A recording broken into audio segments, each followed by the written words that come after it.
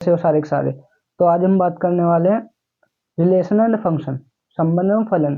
ये होता क्या है, इसके प्रकारों के बारे में जानेंगे और इसके कुछ क्वेश्चंस करेंगे। तो सबसे पहले बात करते हैं संबंध एवं फलन होता क्या है।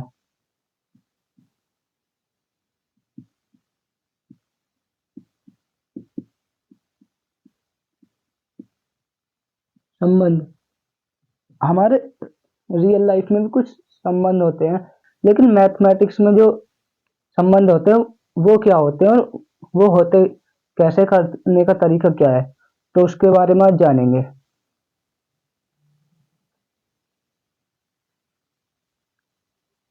तो हम देखते हैं, हमारे पास मान लो कोई दो समुच्चय हैं, ए और ए ही ले लेते हैं हम। इसमें कुछ अवयव है, एक दो तीन चार, कुछ इस तरीके से अवयव दिए हुए हैं।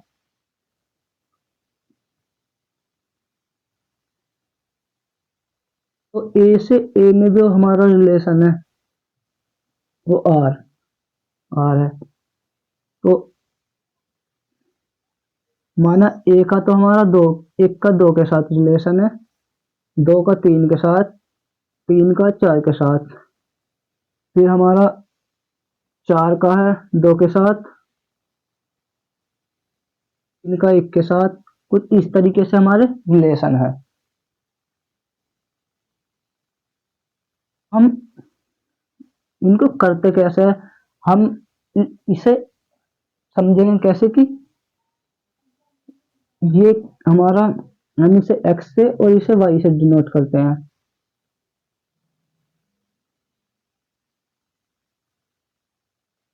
इसमें हमारे कुछ प्रांत, सहप्रांत, परिसर होते हैं। तो वो देखते हैं हम, प्रांत क्या होता है, सहप्रांत क्या होता है और परिसर क्या होता है।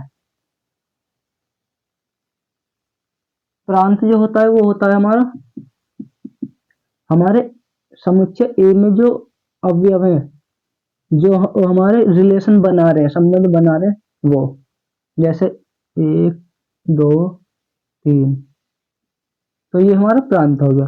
अब सह प्रांत जो होता है, सह प्रांत होता है हमारा एक एक पूरे जितने भी अवयव हैं, जो काम कर रहे हैं वो भी, जो नहीं कर रहे हैं, मतलब रिलेशन बना रहे हैं वो भी और जो नहीं बना रहे वो भी, ये हमारे सह प्रांत हो गए। और परिसर की बात करें, परिसर होता है वो हमारा, जो हमारे सेकंड वाले के जो अवयव हैं, जो सिर्फ संबंध बना रहे हैं, वो हमारे परिसर होगा।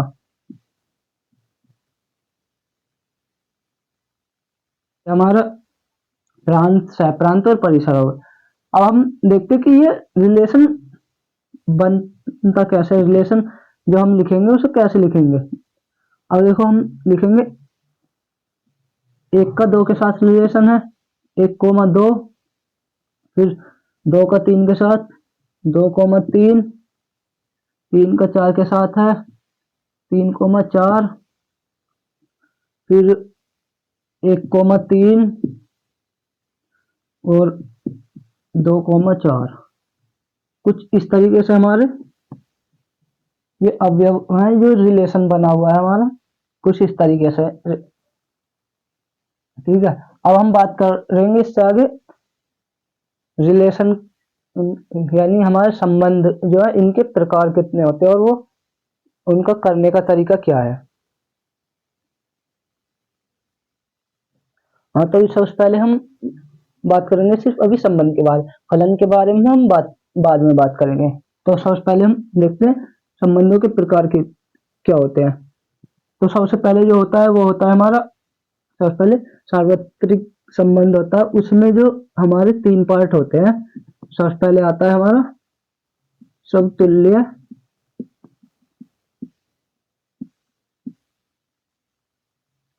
स्वतुल्य संबंध। अब स्वतुल्य संबंध होता क्या है, स्वतुल्य का मतलब है कि जैसे खुद से, मतलब एक आईना है, आईने के सामने हम खड़े हैं और आईने के अंदर हमारी जो परछाई, हमारा प्रतिबिंब बन रहा है, तो उसी तरीके से कैसे स्वतुल्य होता है। जैसे ए कोमा ए हो गया, इसके बाद बी कोमा बी हो गया। तो इस तरीके से जो संबंध बनाते हैं,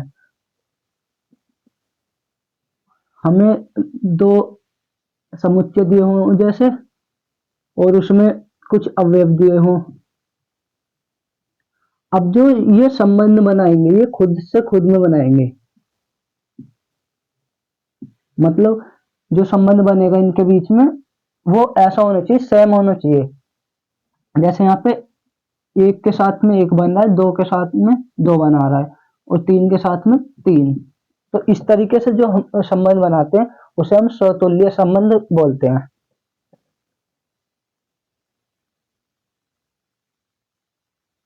अब बात करते हैं हम इससे आगे, नंबर 2, संक्रामक। संक्रामक संबंध की बात करते हैं। संक्रामक संबंध जो होता है वो जो हमारा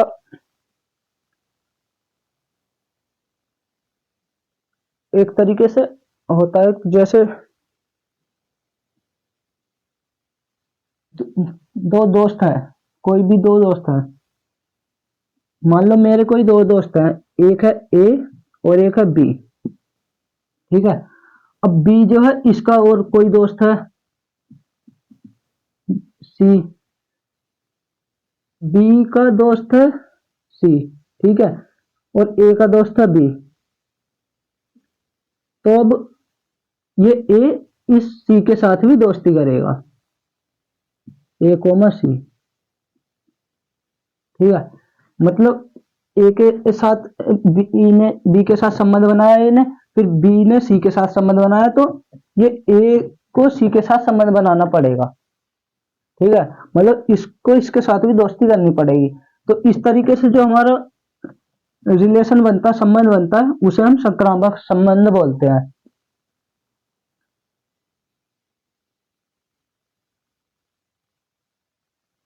मतलब a comma b belongs to R है, और ए ये b comma c belongs to R है, तो ए कोमा सी बिलोंग करेगा आर के साथ। अब थर्ड पॉइंट की बात करते हैं। थर्ड पॉइंट हमारा सम्मित।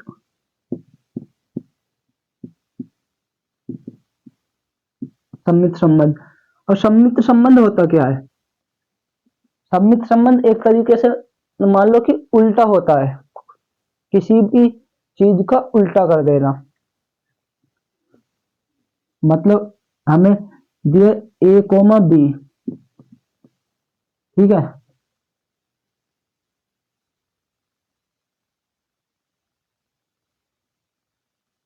देखो जैसे हमें a comma b belongs to R दिया हुआ है,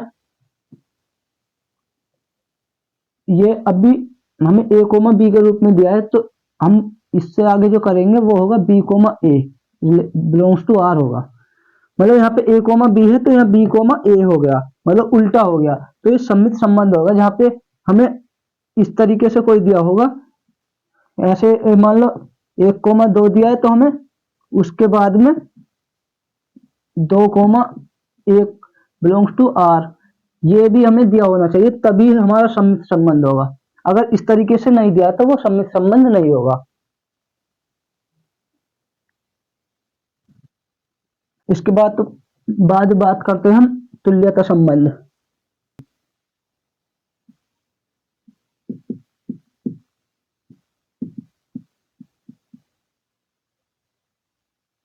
तुल्यता संबंध जो होता है इसमें हमें 3 कंडीशन दी होंगी, जिसमें हमें बोलेगा स्वतुल्य, संक्रामक और सम्मित। हमें ये 3 संबंध निकालने के लिए देगा। अगर हमारे ये तीनों संबंध सही होते हैं, किसी भी क्वेश्चन में हमें तीनों संबंध दिए होते हैं, तो हमारा तुल्यता संबंध होगा। और मान लो कोई 2 दिए हैं और 1 नहीं दिया है, तो तुल्यता संबंध नहीं होगा।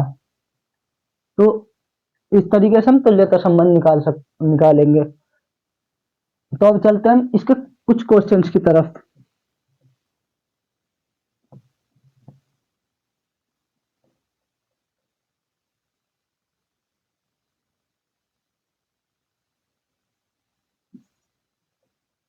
तो हमें क्वेश्चन दिया है, इसमें लिखा है मान लीजिए कि समुच्चय 1 2 3 4 में रिलेशन आर बराबर 1 2 2 2 1 1 4 4 1 3 3 3 और 3 2 द्वारा परिभाषित संबंध आर है। मतलब इसमें हमें स्वतुल्य निकालने के लिए बोला है, सममित और संक्रामक ये निकालने के लिए बोला है कि इसमें क्या है क्या नहीं है। तो सबसे पहले हम देखते हैं स्वतुल्य निकालेंगे।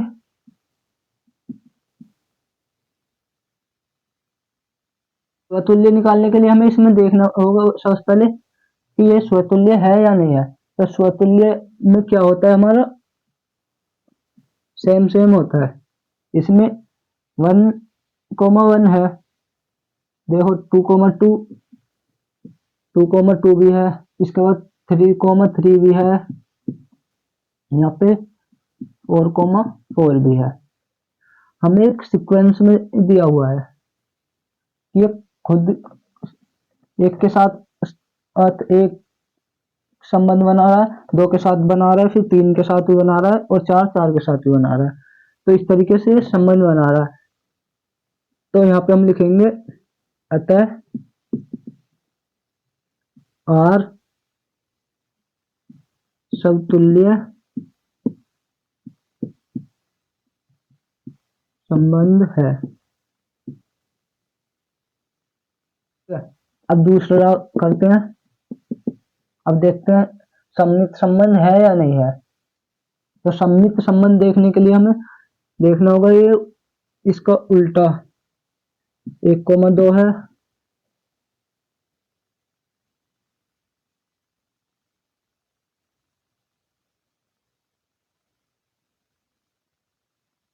देखो 1 2 है, इसके बाद 2 1 नहीं है, बल्कि 1 2 बिलोंग्स टू आर है, लेकिन 2 1 नॉट बिलोंग्स टू आर। इसमें लिखेंगे अतः यह सममित संबंध नहीं है। अब थर्ड पॉइंट करते हैं, संक्रामक निकाल के देखेंगे। संक्रामक के लिए हमें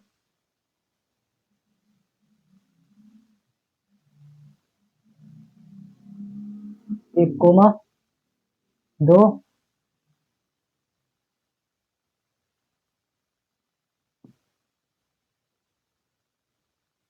इसके बाद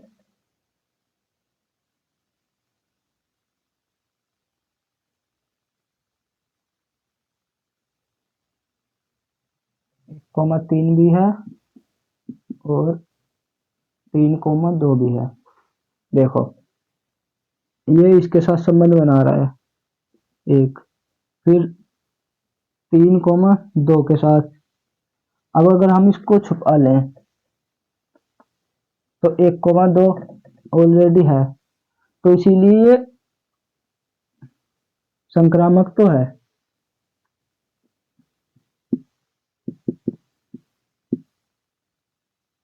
अतः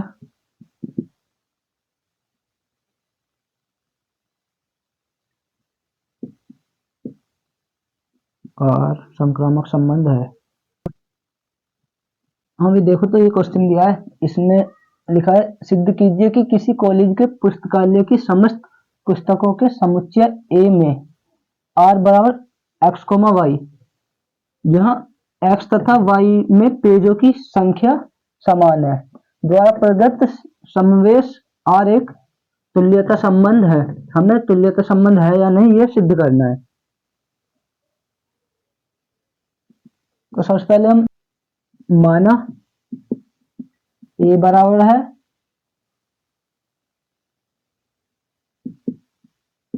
कॉलेज में, कॉलेज के पुस्तकालय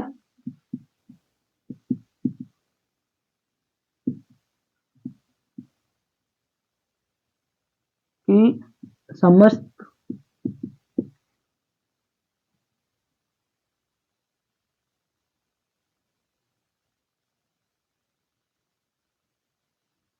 समस्त पुस्तकें और आर बराबर है, आर बराबर एक्स कोमा वाई,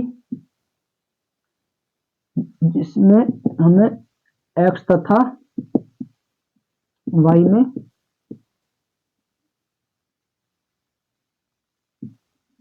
पेजों की संख्या बराबर है।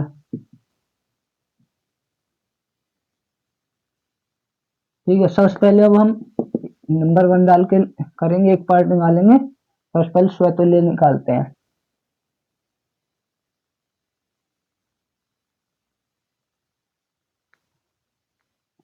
स्वतुल्य निकालने के लिए हमें इसमें x तथा y में पेजों की संख्या बराबर दी है, मतलब माना x बराबर 1 मान लेते हैं और y बराबर भी 1 मान लेते हैं, क्योंकि पेजों की संख्या बराबर है तो एक पेज मान लेते हैं इसमें, और इसमें भी एक पेज हो गया। अब तुल्यता संबंध निकालना है तो हमें x को इसे लिखेंगे हम 1,1, मतलब एक का संबंध एक के साथ है, बिलोंग्स टू आर होगा। ठीक है, 1,1 बिलोंग्स टू आर। तो इसमें जब हमें पेजों की संख्या भी बराबर दी है और इसमें हमें दिखा रखा है कि ये एक स्वतुल्य संबंध है, वो क्यों है देखो, क्योंकि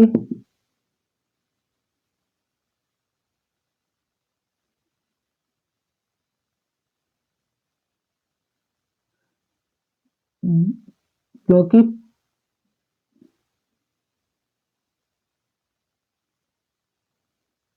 कि x व y में पेजों की संख्या बराबर है, अतः और एक स्वतुल्य संबंध है। ठीक है, सेकंड पार्ट करते हैं। जब x बराबर है y के, तब y बराबर होगा x के, क्योंकि पेजों की संख्या बराबर है तो x बराबर y के है तो y बराबर x के होगा, सीधी सी बात है। तो अतः x व y में पेजों की संख्या बराबर है, तो y व x में भी पेजों की संख्या बराबर है। तो R एक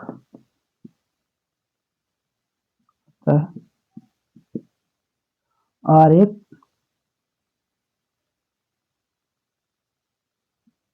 सममित संबंध है, ये हो गया। ठीक है, अब इसको यहां से हटा लेते हैं।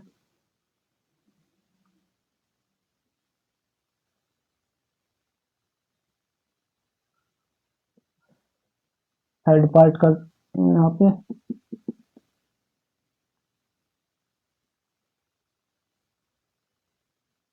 माना यदि x व y में पेजों की संख्या समान है तो वाई जेड में भी समान है तथा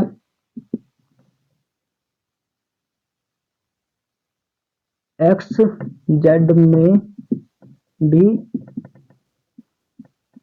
पेजों की संख्या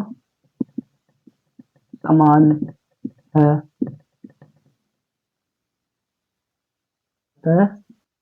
x Y Z belongs to R है तो आर एक संक्रामक संबंध है। लिख देंगे अतः फर्स्ट सेकंड व थर्ड से सिद्ध है कि आर एक तुल्यता संबंध है। तो इस तरीके से हम तुल्यता संबंध भी निकाल सकते हैं।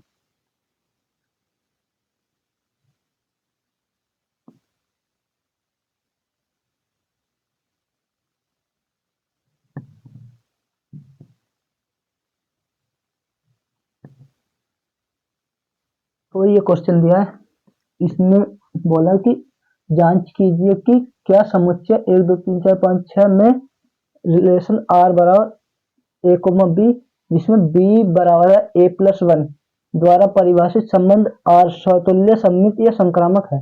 हमें यह निकालना है, तीनों कंडीशन निकालनी है मतलब हमें फिर से। तो सबसे पहले हम स्वतुल्य निकालेंगे।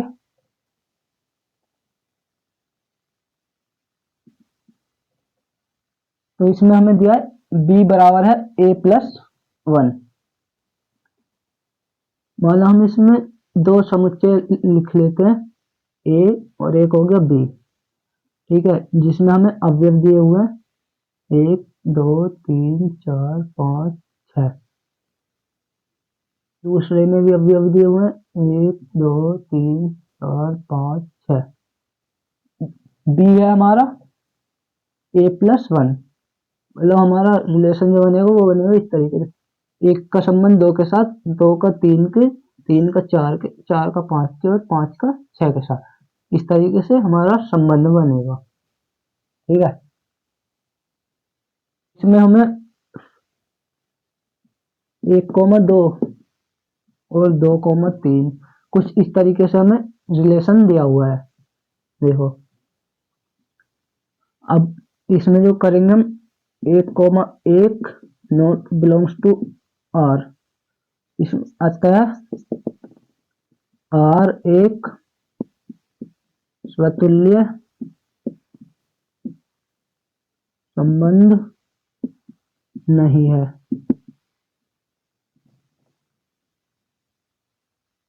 कि अगर 1,1 बिलोंग्स टू आर होता तो ये एक स्वतुल्य संबंध होता। उसने पहले ही बोला कि b बराबर है a+1, मतलब हम +1 करेंगे तो 2 आएगा, +1 करेंगे 3 आएगा। इसलिए हमने एक छोड़ के एक का संबंध दो के साथ बनाया और दो का तीन के, तीन का चार के, चार का पांच के और पांच का छह के, इसलिए हमने ऐसा किया है। तो ये एक स्वतुल्य नहीं है। अब सेकंड करते हैं, देखते हैं सममित है या नहीं है। तो सममित के लिए हमें क्या करना होगा, सममित के लिए 1,2 2,3, ठीक है, ये है, यह एक और लिख ले 3,4 है, लेकिन हमें 1,2 दिया हुआ है बिलोंग्स टू आर व 2,1 नॉट बिलोंग्स टू आर। हमें 1,2 दिया हुआ है लेकिन 2,1 नहीं दिया हुआ है, तो ये भी सम्मित नहीं है।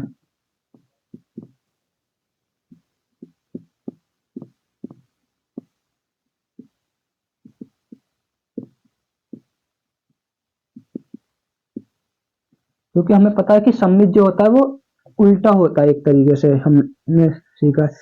1,2 है तो 2,1 होता, तभी हम देखते कि ये सममित है या नहीं, लेकिन ये सममित नहीं है। अब थर्ड पार्ट करेंगे, संक्रामक देखेंगे। अब संक्रामक के लिए इसमें हमें 1,2 भी दिया हुआ है, belongs to R, 2,3 belongs to R, लेकिन इसके बाद क्या आना चाहिए हमारा, 1,3 है ना, तो 1,3 नॉट बिलोंग्स टू आर,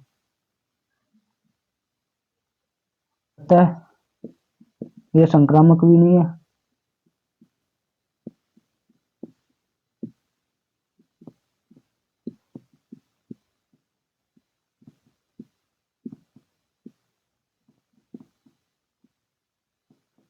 तो इसमें ना तो स्वतुल्य है, ना ही संक्रामक है, और ना ही सममित है। तो इस तरीके से हम निकाल सकते हैं। अगर ये तो मैंने सिर्फ इसलिए बना दिया ताकि आपको आसानी से समझ में आ जाए, ठीक है।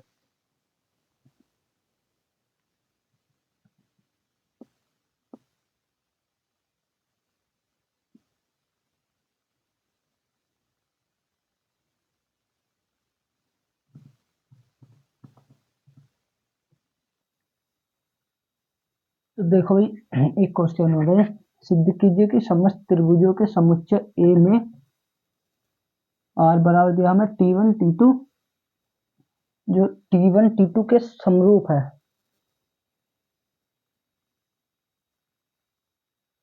द्वारा परिभाषित संबंध आर एक तुल्यता संबंध है, यह सिद्ध करना है। और इसमें दिया है भुजाओं 3, 4, 5 वाले समकोण त्रिभुज T1 भुजाओं 5, 12, 13 वाले समकोण त्रिभुज T2 तथा भुजाओं 6, 8, 10 वाले समकोण त्रिभुज T3 पर विचार कीजिए।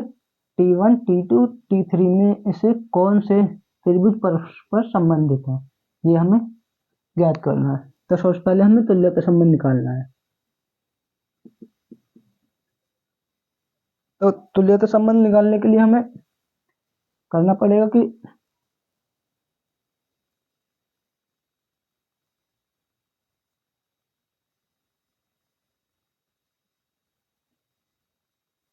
सबसे पहले करते हैं हम माना ए समुच्चय ए बराबर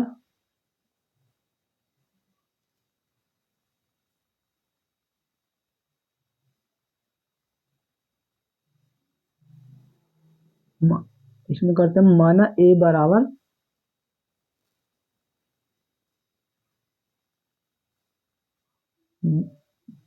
त्रिभुजों का समुच्चय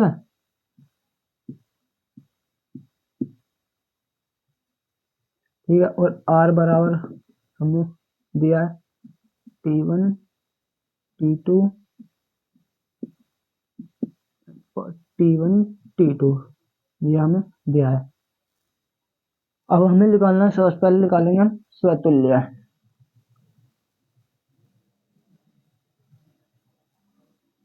जब इसमें हमें पहले ही बोला है कि समरूप है, फिर भी समरूप है, मतलब T1 संबंध बना रहा है T1 के साथ, और बिलोंग्स टू आर, और T2 संबंध बना रहा है T2 के साथ बिलोंग्स टू आर। इस तरीके से होगा, मतलब समरूप उसने पहले ही बोल दिया। इसमें लिखेंगे हम क्योंकि प्रत्येक त्रिभुज समरूप है, अतः आर एक स्वतुल्य संबंध है, होगा या है। अब दूसरे पॉइंट की बात करते हैं।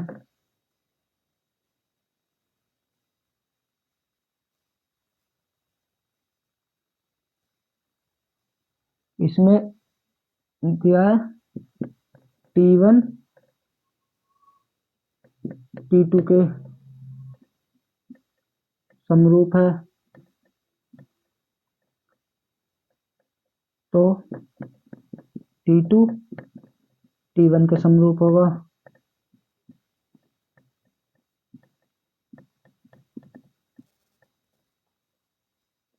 अतः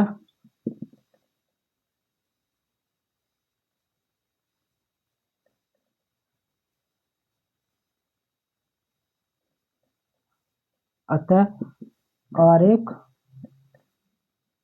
सममित संबंध है।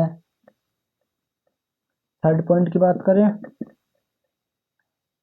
जब T1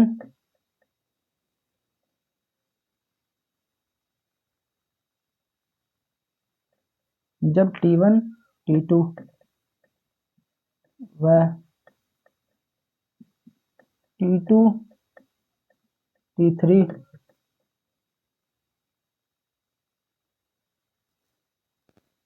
T1 T2 व T2 T3 समरूप है, तो सीधी सी बात है, तो T1 और T3 भी समरूप होंगे। T1 और T3 भी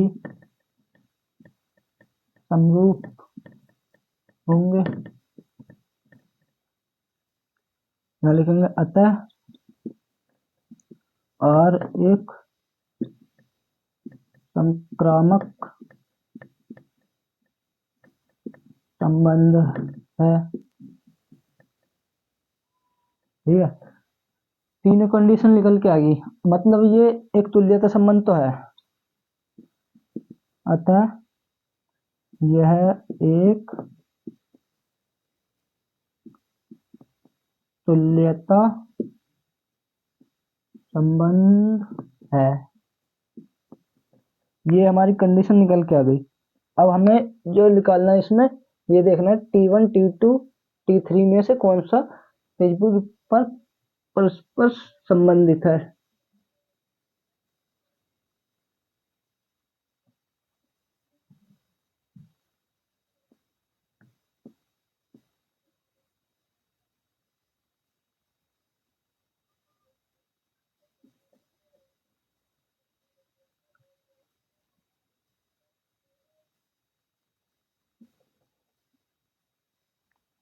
तो हमें जो क्वेश्चन में दिया है,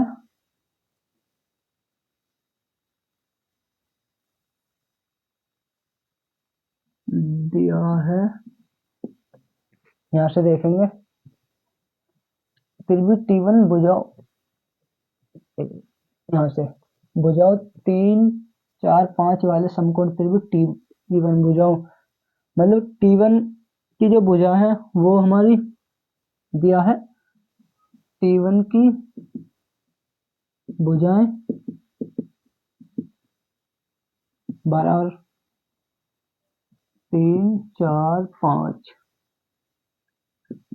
T2 की भुजाएं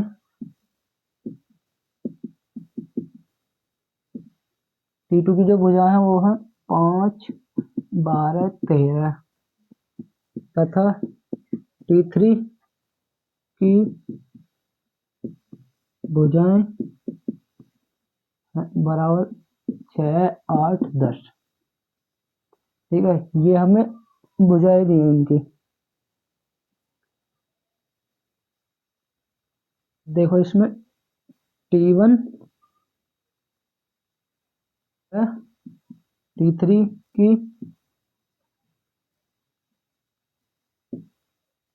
भुजाएं समानुपाती हैं, मतलब T1 बराबर है 3 4 5, T3 बराबर 6, इसको ऐसे में लिख के हम ऐसे लिख सकते हैं 3 गुणा 2, या इसे ऐसे लिख लेते हैं 6 8 10। ठीक है, और ये जो है गुणा 2 इसके बराबर ही है, मतलब 2T1 बराबर है T3 के। अतः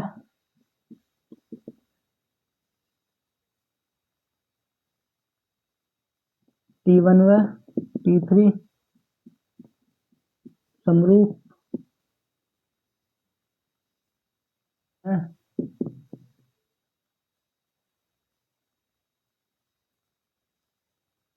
T1 व T2 समरूप है, तो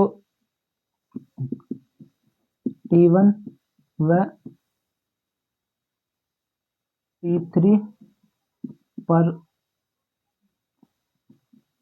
परस्पर संबंधित हैं। ये सिद्ध हो गया। इसमें पूछा था कि कौन सा ये त्रिभुज पर संबंधित है, तो T1 और T3 परस्पर संबंधित है। ठीक है, इस तरीके से हम कर सकते हैं, इस तरीके से हम तुल्य का संबंध निकाल सकते हैं। अब इसके आगे बात करेंगे हम फलन के बारे में। फलन क्या होता है, फलन होता क्या है, उसके प्रकार के बारे में।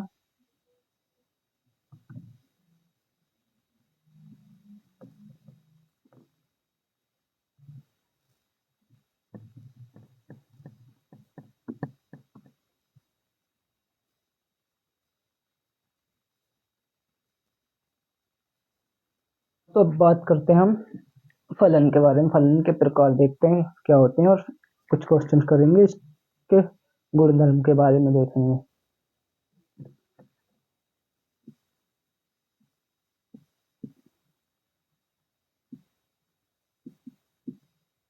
तो पहले हम देखते हैं फलन होता क्या है। फलन होता है ए से बी में, मतलब ए के कुछ अवयव होंगे और बी में कुछ अवयव होंगे। जो ए से बी में, मतलब ए का बी में प्रतिबिंब, यहाँ पे हमें कुछ अवयव दिए 1 2 3, इसमें दिए होंगे ए बी सी, कुछ इस तरीके से हमें अवयव दिए होंगे, जो कुछ इस तरीके से होंगे। ए का बी में प्रतिबिंब कुछ इस तरीके से। ठीक है, इसके कुछ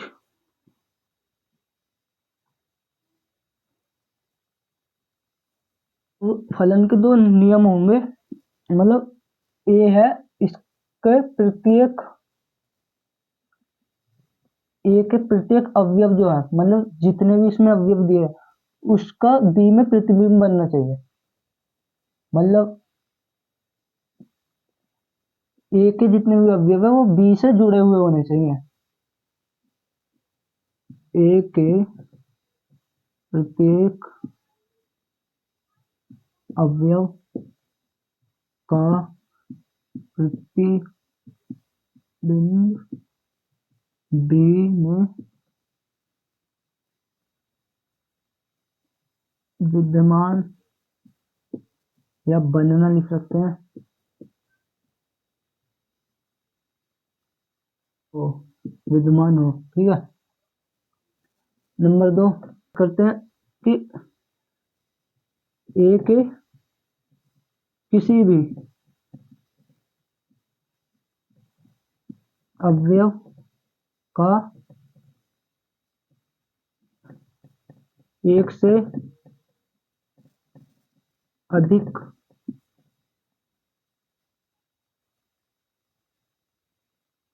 अधिक प्रतिबिंब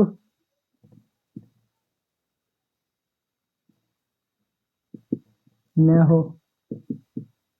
मतलब हम ए से बी में, अगर बी पे आ रहा है तो वो दिक्कत नहीं है कि 3 का भी प्रतिबिंब बी पे बन रहा है और 2 का भी बी पे बन रहा है, इससे कोई प्रॉब्लम नहीं है। लेकिन फलन में ये नहीं होता कि 3 का भी सी पे बन जाए और 3 का भी बी पे बन जाए, ये नहीं होगा। बी में तो हम 2 या 3 एक पे भी प्रतिबिंब बन सकते हैं, लेकिन ए में हमारा ऐसा नहीं होता है। ठीक है,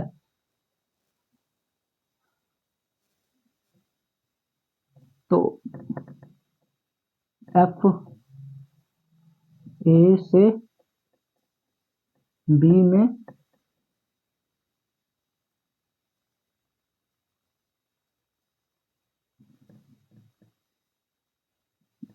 फलन, मतलब अगर ये दोनों कंडीशन लागू हो रही है तो ही हमारा फलन कहलाएगा, अन्यथा फलन नहीं कहलाएगा, वो फलन नहीं होगा। ठीक है, अब इसके कुछ प्रकार देखते हैं। वैसे तो चार प्रकार ही होते हैं इसके। सबसे पहला होता है एक एक ही एक एक ही फलन। एक एक ही फलन होता क्या है? एक, दो, तीन, ये हमारे ए के अवयव हो गए, ये बी के हो गए, ए से बी में फलन। ठीक है, एक एक ही फलन से खुद पता चलता है कि सिर्फ एक, मतलब हमारा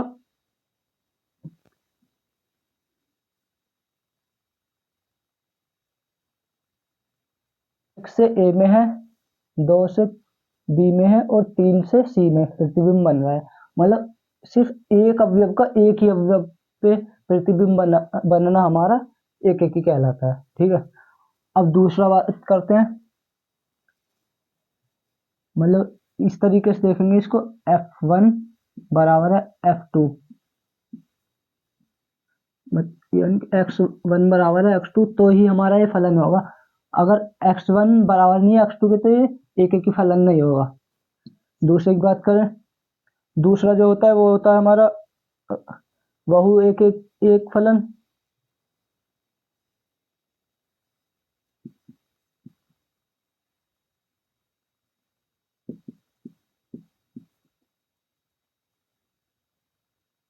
इससे पता चलता है कि एक से अधिक फलन होंगे जो हमारे होंगे ए और बी।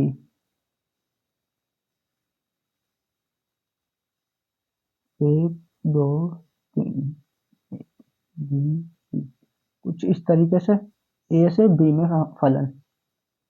तो एक एक का ए में, बी का और टू का बी में और थ्री का भी बी में। यहाँ पे हमारे दो फलन बन रहे हैं, एक हमारा अवयव बच रहा है, उससे कोई भी दिक्कत नहीं है। इसमें हमारा एक फलन बच सकता है, लेकिन हमारे जो ए से जो हमारा प्रतिबिंब बनेगा ना, वो बी में किसी एक अवयव पे दो, ए के किसी दो अवयव का किसी एक अवयव पे बन सकता है, तो वो हमारा एक बहु एक फलन कहलाएगा, या बहु एक एक ही फलन भी बोल सकते हैं। नंबर 3 हम करते हैं आच्छादक फलन।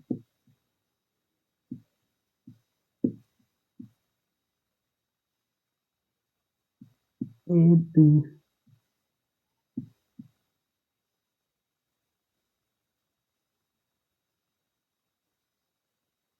ए से बी में फलन।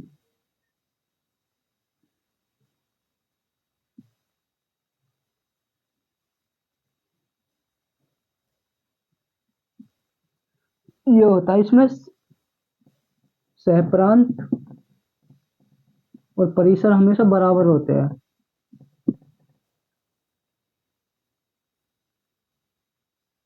मतलब कोई सा भी कहीं पे भी प्रतिबिंब बना रहा हो, लेकिन सहप्रांत और परिसर हमेशा बराबर रहेंगे, एक भी अवयव बचेगा नहीं, सब के साथ प्रतिबिंब बनेगा। मतलब सहप्रांत के प्रत्येक अवयव जो होते हैं, प्रत्येक अवयव का प्रांत में पूर्व प्रतिबिंब विद्यमान होना चाहिए। अब चौथा पार्ट है, चौथा पार्ट जो होता है वो होता है अंतःक्षेपी फलन।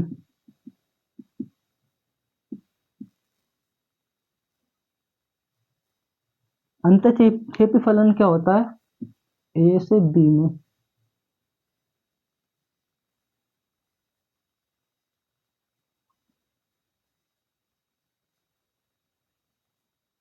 अंतःक्षेपी फलन में सहप्रांत और परिसर कभी बराबर नहीं होते हैं।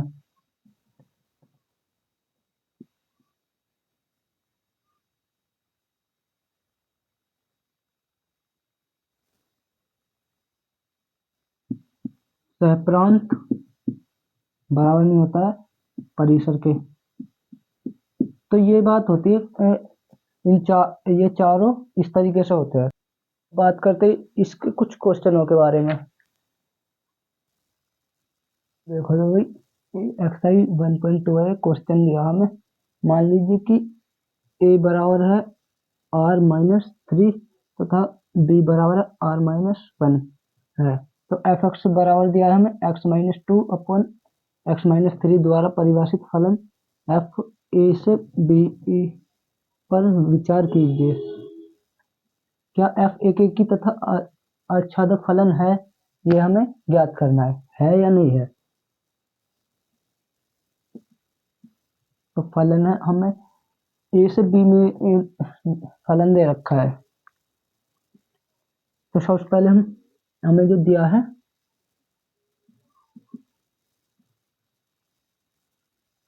एफ एक्स बराबर x-2 बटे x-3 हमें ये दिया है।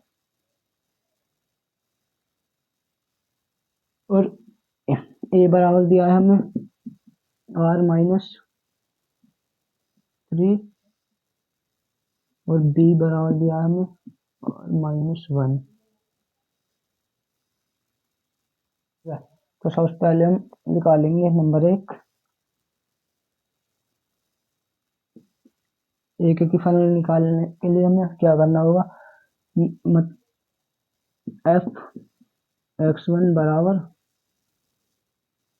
एफ x2 करते हैं और हमारा एफ एक्स क्या है x-2।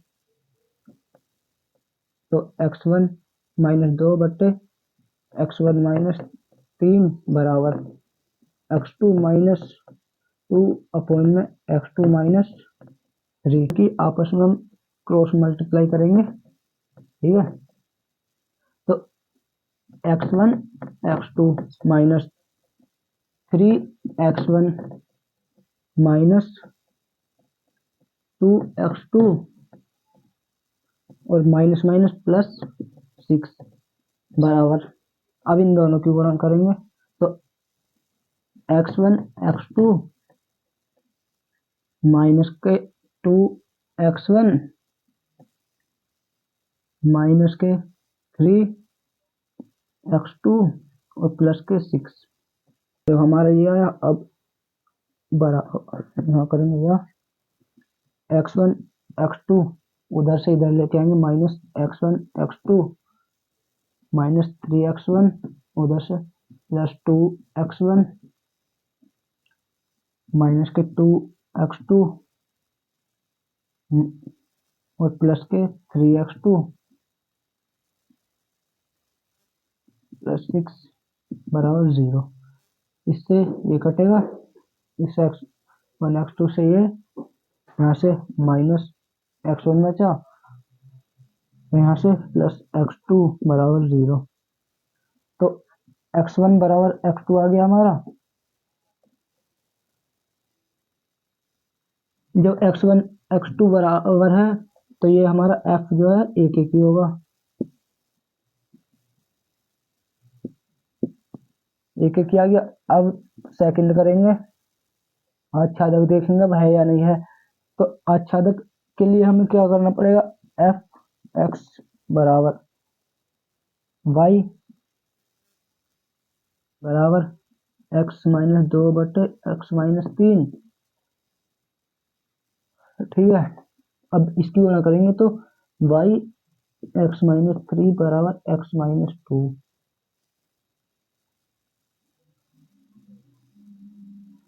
अब इसके अंदर गुणा करेंगे तो xy-3y बराबर x-2। y वालों को हम एक तरफ कर लेंगे और x वालों को एक तरफ कर लेंगे।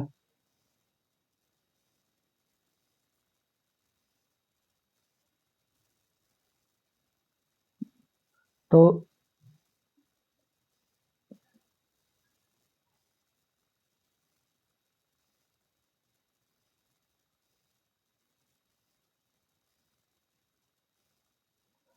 यहाँ से हमारा x बराबर आएगा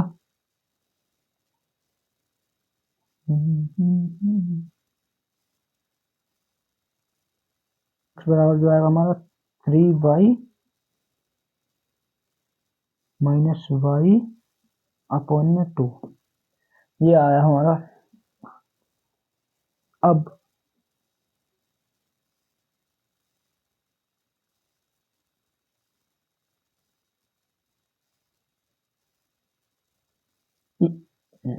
यहाँ पे करते हैं, ये आ गया। अब इसमें हम अगर y बराबर 1 रखते हैं तो हमारा मान जो होगा वो इनफाइनाइट होगा। तो हम y बराबर 1 के अतिरिक्त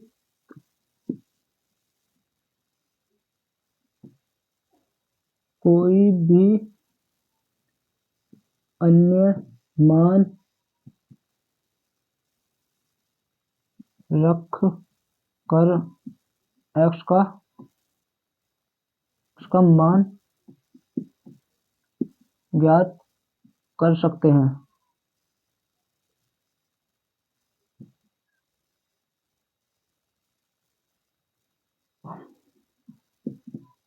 y आच्छादक है, ये हमारा आंसर है। ये एक की भी है और आच्छादक भी है, ठीक है। तो इससे आगे और देखते हैं।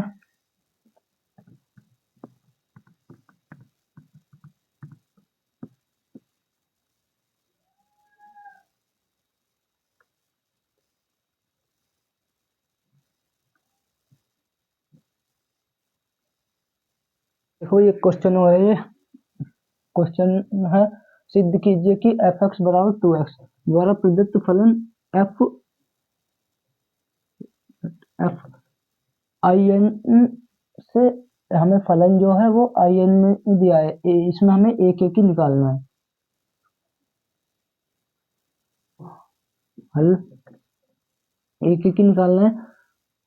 तो यहाँ पे दिया है एफ एक्स बराबर 2x, ठीक है। तो हाँ, मानते हैं यहाँ पे, माना आई एन के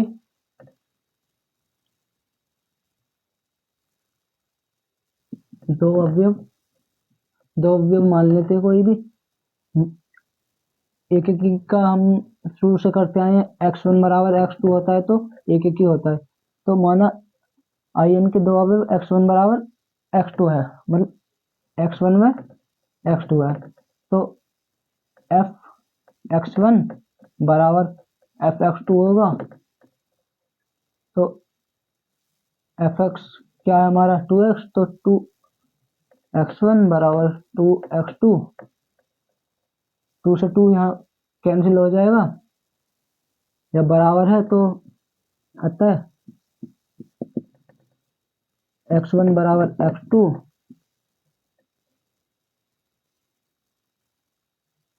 इसलिए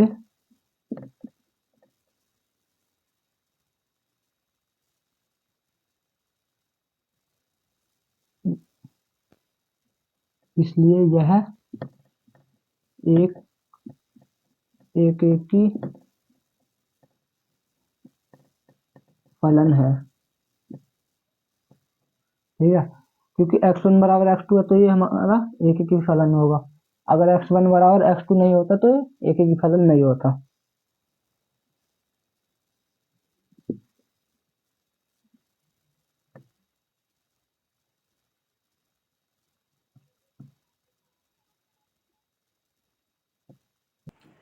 देखो ये क्वेश्चन में दिया है, इसमें एफ एक्स बराबर एक्स स्क्वायर द्वारा प्रदत्त एफ एन से एन फलन है, मतलब प्राकृतिक संख्या है। तो फलन में एक एक ही तथा आच्छादक फलन ज्ञात करना है हमें। सबसे पहले हमें जो दिया है एफ एक्स बराबर एक्स स्क्वायर दिया है,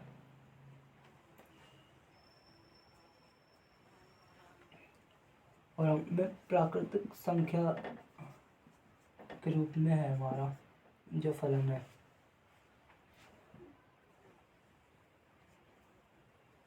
तो सबसे पहले हम क्या करेंगे, f(x1) बराबर f(x2) करेंगे। f(x1) बराबर f(x2), तो हमारा f(x) क्या है, x², तो x1² बराबर x2²। ठीक है, तो क्या आएगा हमारा, अगर स्क्वायर हटाए तो f(x1) बराबर x2। x1 x2 है, इसलिए हम ये हमारा, और प्राकृतिक संख्या x1 x2 बिलोंग्स टू है n, प्राकृतिक संख्या, तो ये हमारा एक ही है। ठीक है, अब दूसरा करते हैं। दूसरा आच्छादक निकालना है हमें, तो y बराबर f(x)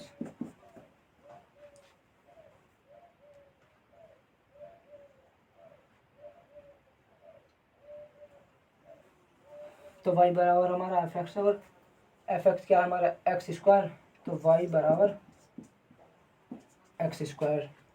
अब x निकालेंगे अगर हम, तो x बराबर क्या होगा हमारा, x बराबर √y होगा। ठीक है, अब मान लो हम y की वैल्यू 2 भी रखते हैं यहाँ पे, तो x बराबर √2 होगा, जो हमारी प्राकृतिक संख्या नहीं है, और y हमारी √ में, तो ये भी एक प्राकृतिक संख्या नहीं होगी, तो इसीलिए ये आच्छादक तो नहीं होगा। तो यहाँ पे हम क्या लिखेंगे,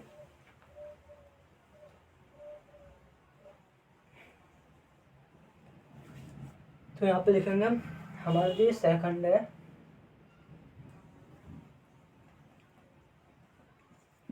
यहाँ लिखेंगे सहखंड के प्रत्येक अवयव के लिए प्रांत में पूर्व प्रतिबिंब विद्यमान नहीं है, अतः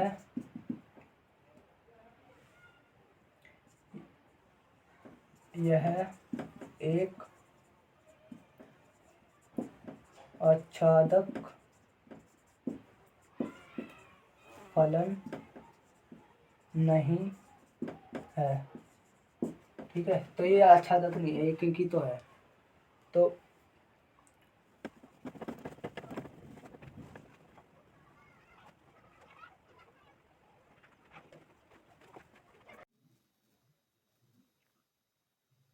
हाँ भाई, तो ये एक क्वेश्चन हो रहा है, f(x) बराबर 3e-4x द्वारा परिभाषित फलन f r से r में हमारा फलन दिया हुआ है, तो एक ही तथा आच्छादक फलन ज्ञात करना है। तो सबसे पहले हम एक ही निकालेंगे, हमें दिया हुआ है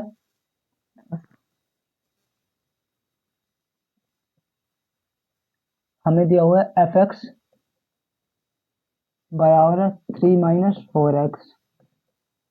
ठीक है, तो f(x1) बराबर f(x2), तो f(x) क्या है हमारा 3-4x, तो 3-4x1 बराबर 3-4x2।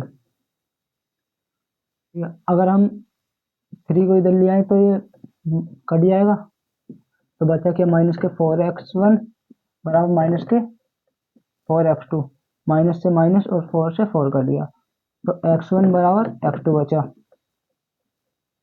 ठीक है, तो अतः f एक ही फलन है।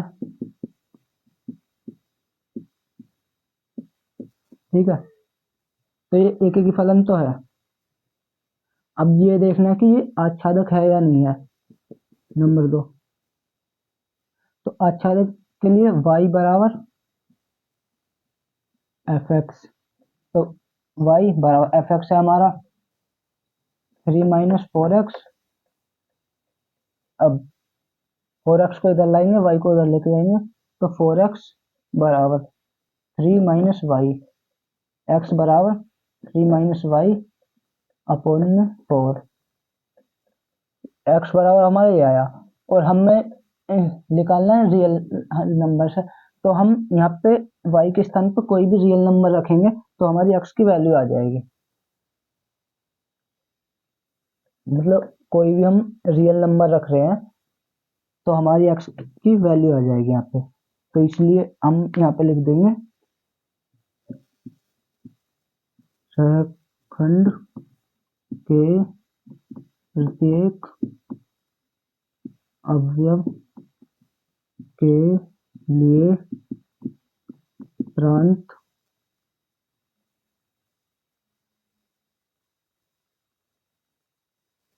अवयव के लिए प्रांत में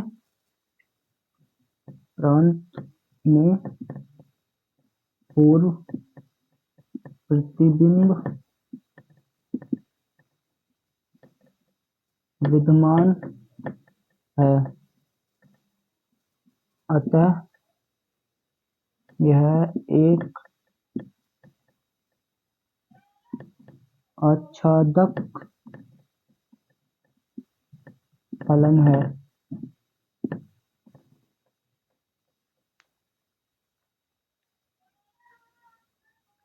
तो इसी तरीके से हम फलन में एक एक की आच्छादक कुछ भी निकाल सकते हैं। ठीक है, तो ये एक्सरसाइज यहीं पे खत्म होती है, मिलते हैं अगले एक्सरसाइज में।